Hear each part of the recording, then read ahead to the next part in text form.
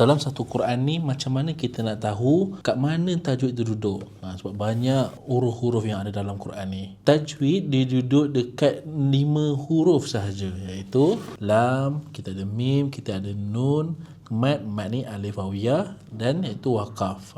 Hanya dengan 5 jari ni saja dia boleh datangkan 33 hukum. Okay, contoh di sini kalau kita perasan kat sini ada perkataan alhamdulillahi rabbil alamin. Okay, katakan saya nak tunjuk sini ada mim mati bertemu dengan dal. Sekarang ni alham ni saya nak baca dengung ataupun tidak. Okay, mari kita tunjuk dekat roda jari tajwid. Tadi kita perhatikan alam mim bertemu dengan dal. Okay, dekat jari tajwid mim adalah huruf VIP. Mim mati pasti akan mendatangkan tajwid.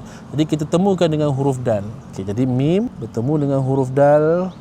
Okay, mim jumpa dengan dal, kita rujuk pada bulatan mim ni dah tulis warna biru. Rujuk pada jari, apa yang warna biru? Warna biru di sini adalah izhar syafawi. Masuk di sini jelaskan mim tanpa dengung. Jadi rujuk balik Quran kita tadi. Jadi ke sini kita dah belajar satu hukum. Alhamdu mim mati bertemu dengan dal, hukumnya adalah izhar syafawi. Kena jelaskan bunyi mim tu, jangan dengungkan. Jadi inilah bukan buku tajwid biasa, ini adalah inovasi berlatih tajwid. Jadi anda bila lagi nak dapatkan sekarang, boleh check out sekarang.